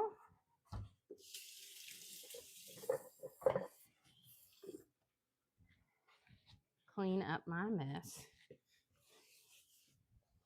Okay, and then we're gonna tent up the ham. And that's important to keeping it nice and like steaming it in there. It's really important. I find if you don't tent it, you're gonna have a very dry ham. So we're gonna start with our first layer. And tenting it is mean you're not gonna put it on the bottom. You're gonna build a tent out of aluminum foil over the top. And this is going to allow that moisture to stick inside while your rest kind of heats up. Wow, I am down out of my aluminum foil here. There we go. So we're going to tent it out perfectly.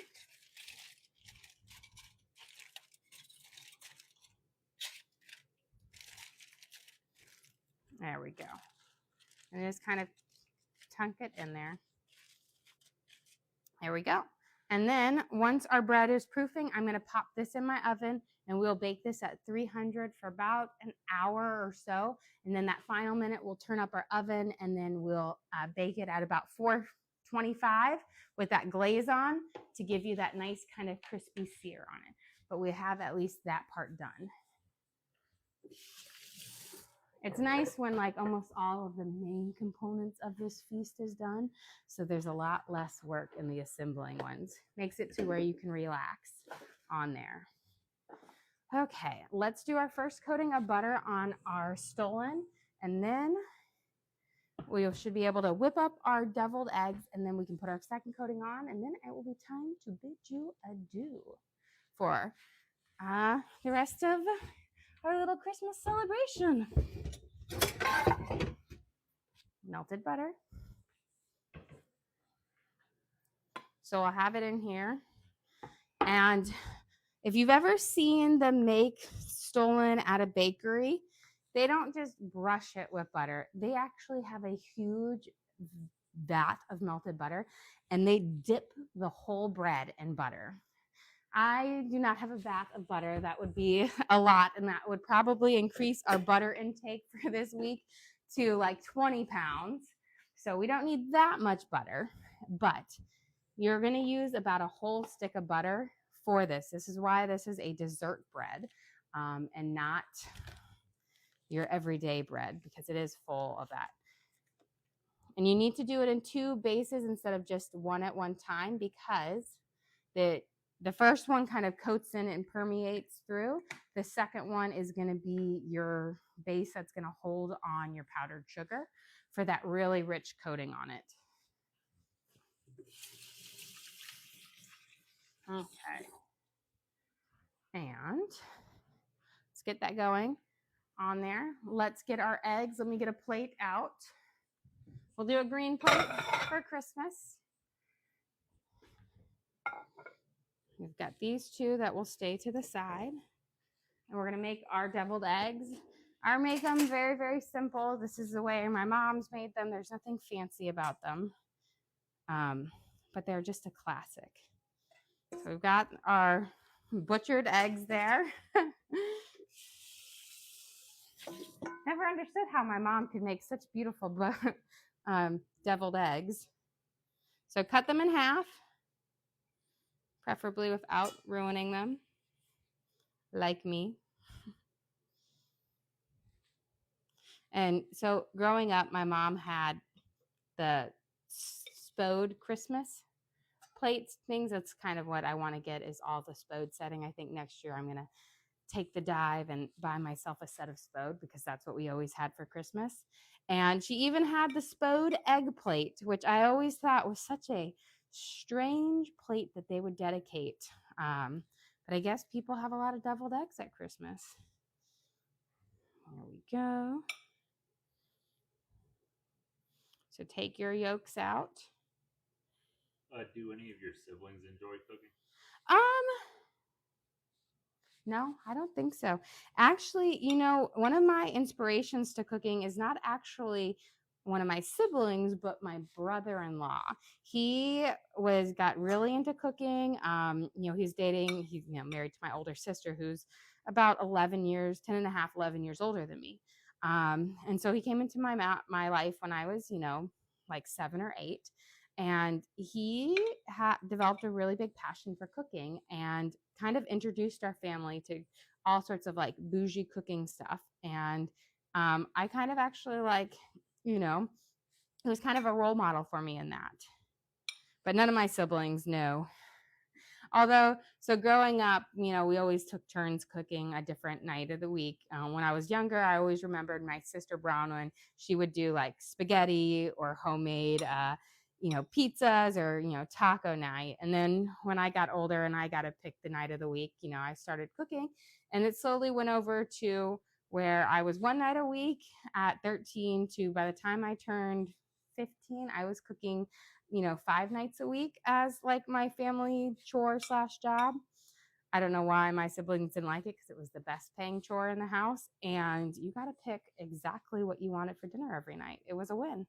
And I think that, really led into my desire to cook.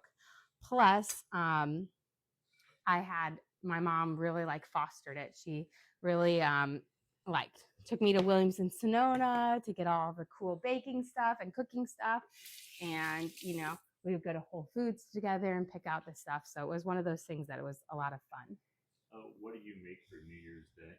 So New Year's Day, we do kind of a Southern one. So I'll do the Southern style ham, which is a very different than an American ham. It's like a salty, kind of like almost a drier ham that's got more of like the texture of like a shredded pork in the sense. And then, biscuits.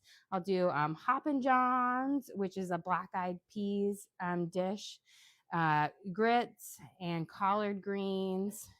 And then I do something with apples in it, with the apples that we actually sleep with under our pillow. So growing up, you had to put a quarter and an apple under your pillow on New Year's Eve. And then in the morning, you come up and you got to eat your apple or take a bite out of it. And I always like to turn it into some sort of dessert or whatnot. And the apple is supposed to give you good health, and the quarter is supposed to give you good wealth for the year. Here's our stollen. We've got our first base of our butter over it, kind of coated it up nicely. And then we're going to do our next coat in about 5 minutes, and then we're going to powder sugar it. Let me grab my stuff over here for our deviled eggs, pepper, and we'll use regular salt.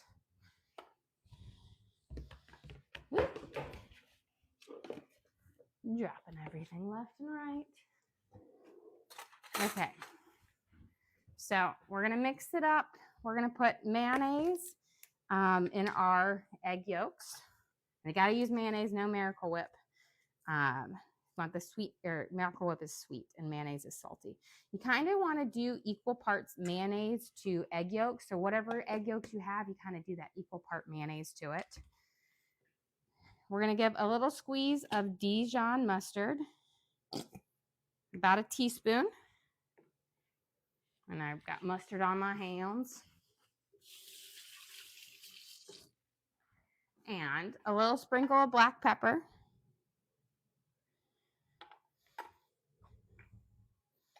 A little sprinkle of salt. You don't need much salt because the mayo is already going to give you some.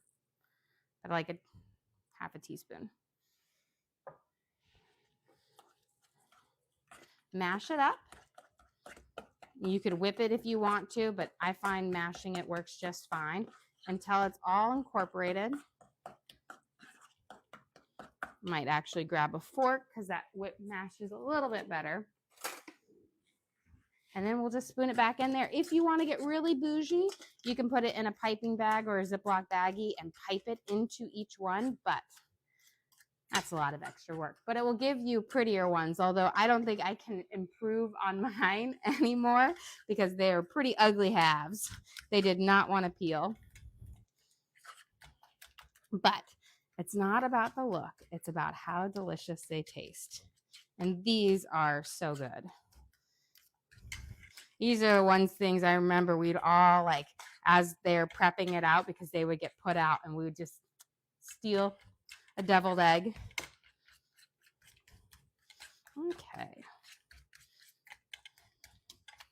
We almost have these nice and whipped or mixed up.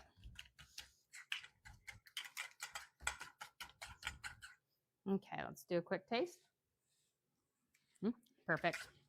You don't need anything else in it. You have a question. How long do you boil the egg for? So roughly you're going to do about 11 or so minutes to boiling it from cold water for a hard-boiled egg. You know, always err on the caution of having more time than less because if you have a soft-boiled egg, then you're going to have a messy cleanup for it. If you boil it too long, your egg yolk will turn a greenish color to it. So I just kind of roughly stick around that. And then I flash them with ice water. Okay, those are pretty good. We're going to spoon these into each one. And again, if you want them pretty, put them in a Ziploc baggie or a piping bag, and you can pipe them in nicely. But we're going to go quick here. And then to give them that little extra bouginess at the end, we'll dust them with a little bit of, like paprika. Now, if you're serving these for people outside of your family, piping bag is the way to go. But with mine, because then you don't have to like touch them. But with my family, it's us eating, so we're happy.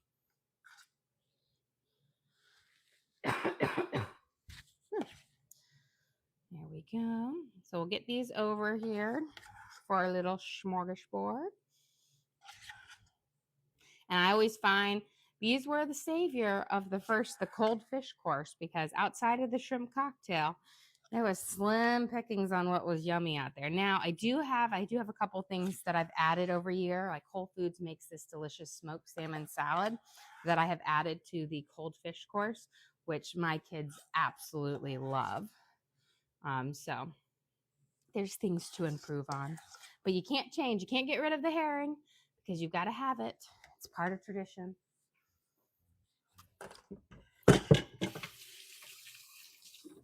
And then to make them a little extra bougie, and then just shake it higher up so that you don't get a super concentration versus if you go too low, you're going to get it a lot heavier. There we go. Perfect. So you've got it dusted with that paprika, which really just adds a pretty bougie color to it, not any flavor. So we'll have that ready to come out. Let's get our next kind of coat of butter on here, and then we're going to brush this guy up with powdered sugar. It's kind of a little bit messy for this part, but well worth it. So coat it around. Remember, we did our first coating, which really kind of permeates into the stollen.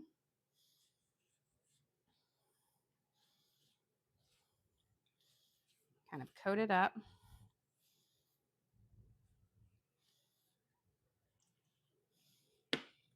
And then, there we go. Move it, get a little butter under there. And then I'm going to grab my powdered sugar. That is bread flour. Powdered sugar is in that same container, but a different one. That would be so awful if we sprinkled it with powder or bread flour. Okay. And then we're going to sprinkle it with our powdered sugar. And you want to coat it, not just like a little bit, a lot. We'll brush it over it once we get it all on here, but you're going to put it all the way around and coat it. Now, at a true bakery, they're going to have a huge tub of powdered sugar, and you're going to roll it into the powdered sugar. I don't have a huge tub of powdered sugar, nor do I want a tub. So I do it this way, a little bit more messy, but it coats it up nicely.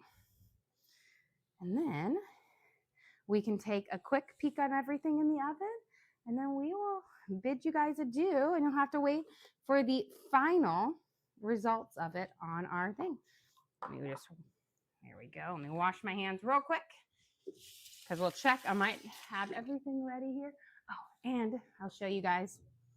You can see our bread is pooping up. In about 10 minutes, it will be ready to bake for about 15 minutes at around 400 degrees. We'll get our ham in. Beautiful. Let's pull out. We've got our duck here. Again, just beautiful, coasting. Got this nice red color on it from the lingonberries. Our Janssen's potatoes that are roasting up. It's like a scalloped potatoes with our secret ingredient of anchovies. And then we've got our Swedish meatballs down here, which are just about done. Actually, I'm going to take them out because we'll fry these off at the end. Well, guys, thank you so much for joining us here on Christmas as we prep for our smorgasbord. Don't forget to like and subscribe. I try to do live cooking shows every single day, kind of show you what we're feeding our family and hopefully teach you guys something along the way. Today is kind of a crazy smorgasbord day, but lots of fun and delicious food. If you ever want to watch and recreate any of these recipes, you just have to go to the link on our page and you can rewatch this whole live stream and recreate these recipes as well. We also have a link to our Amazon storefront that has all of our different cooking gear and gadgets. I've got my cutting board, my baking dishes, all the different things I use in the kitchen I have in there for you guys to check out. But again, thank you so much for joining us here. Don't forget to like and subscribe and watch out for our short. We're going to post it with the whole thing assembled so you can see what the smorgasbord, Yule board looks like once it's assembled at the very end. So a feast beyond feasts. Well, guys, thank you again. Don't forget to like